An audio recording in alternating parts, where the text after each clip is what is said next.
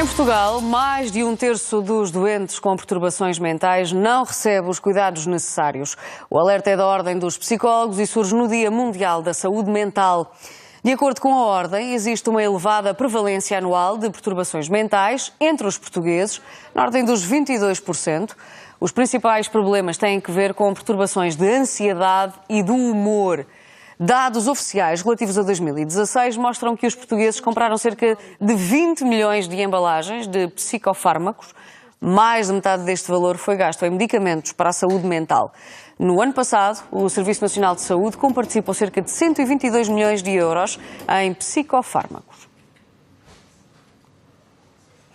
É nosso convidado Francisco Miranda Rodrigues, bastonário da Ordem dos Psicólogos. Muito bom dia, Sr. Bastonário. Bom dia. Bem-vindo, obrigada. Continua a ser um dos principais problemas dos portugueses, a saúde mental? Sim, continua a ser um problema grave e um problema muitas vezes silencioso e claramente o parente pobre da saúde. Se nós continuamos todos a encontrar lacunas na área da saúde, se olharmos então para a saúde mental, as lacunas são muito maiores. E porquê é que isto acontece, esta desvalorização? Bom, particularmente porque há um estigma associado à saúde mental. É algo que nós sentimos um certo afastamento, gostamos de isolar, como até se pudéssemos dizer que, enfim, não é nada connosco, é algo que acontece aos outros. Na verdade não acontece nada só aos outros, sabemos bem, se pensarmos um bocadinho, não precisamos pensar muito, para perceber que qualquer um de nós, em qualquer momento da nossa vida, pode vir a ter uma perturbação deste foro. Conhecemos certamente alguém, um familiar ou um amigo, que já teve ou tem um problema desta natureza e, portanto, está longe de ser uma coisa que acontece só aos outros. Agora, o investimento nesta área para podermos não só resolver, mas principalmente para podermos prevenir estas situações, esse é manifestamente muito reduzido. E são os números oficiais que demonstram que aquilo que tem vindo a ser feito até agora é claramente insuficiente e é um modelo que está ultrapassado. Os portugueses não procuram muitas vezes ajuda para estes problemas porque essa ajuda também é cara.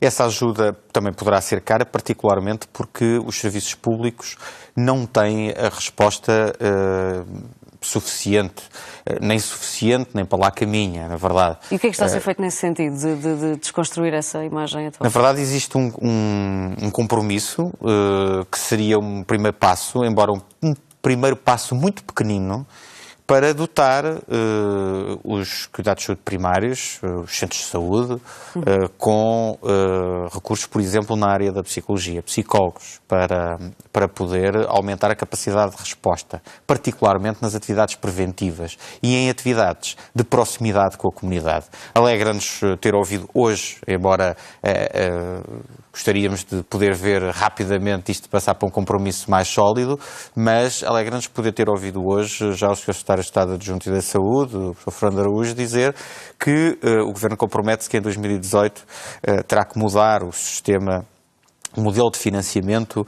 para a saúde mental, deixando do financiamento ter em conta pura e simplesmente aquilo que são os atos, as consultas, o número de consultas, para passar a focar-se no doente. Eu diria que nós temos que passar a focar-nos nos resultados, naquilo que são os resultados das intervenções que temos com os cidadãos que necessitam de apoio e que recorrem ao apoio. Essa mudança é essencial para que exista algum estímulo a que as várias unidades de saúde trabalhem mais em matéria de prevenção, contratem mais aqueles profissionais, não são só psicólogos, mas psicólogos, seria difícil explicar que não referisse os psicólogos, que trabalham estas matérias, que podem ajudar, por exemplo, no desenvolvimento de algumas competências que criam mais resiliência, que dão mais força às pessoas para poderem no dia-a-dia poderem trabalhar com muitas das dificuldades que têm, com muito sofrimento que por vezes têm que lidar. Alguns são incidentes normais na vida, mas que alguns de nós, em alguns momentos, não somos capazes de lidar.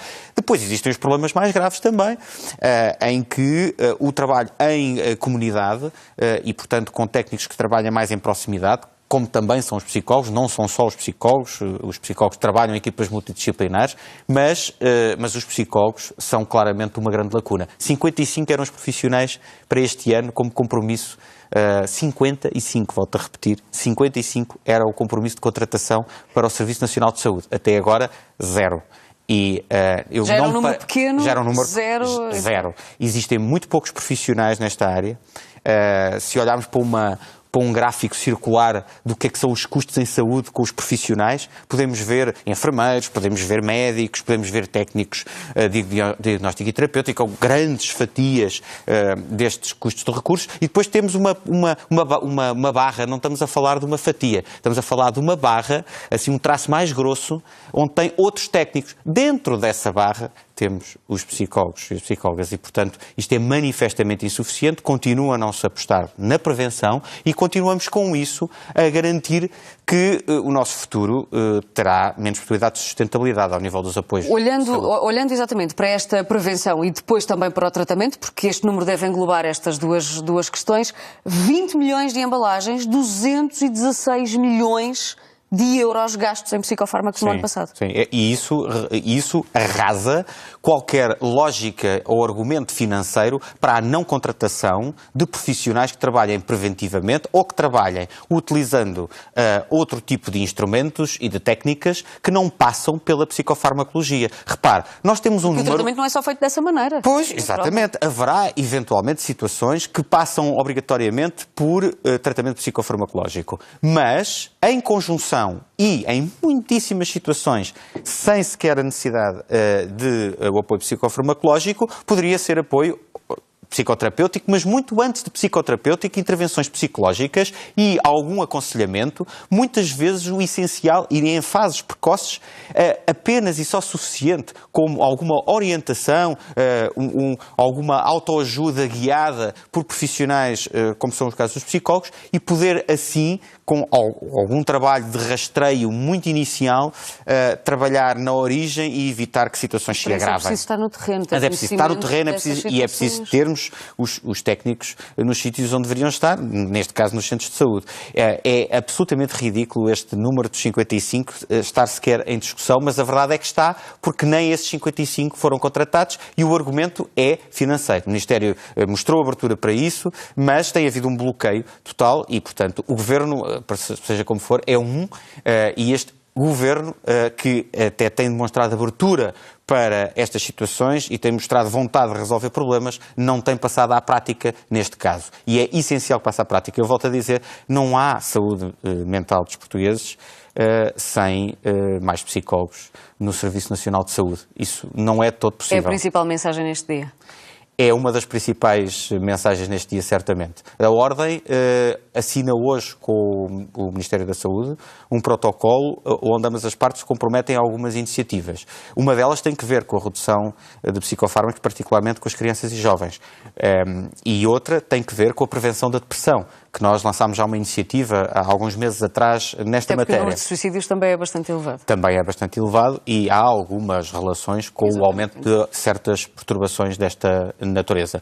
Mas era muito importante que, de uma vez por todas, e já desançámos esse desafio ao Sr. Primeiro-Ministro, que o Governo avançasse com uma agenda clara e muito diretamente ligada à prevenção e ao desenvolvimento das pessoas. Não podia deixar de fazer só uma pequena nota sobre um assunto que a própria Organização Mundial da Saúde colocou na agenda especificamente para este ano, 2017, para o Dia Mundial da Saúde Mental, e que tem que ver com os locais de trabalho.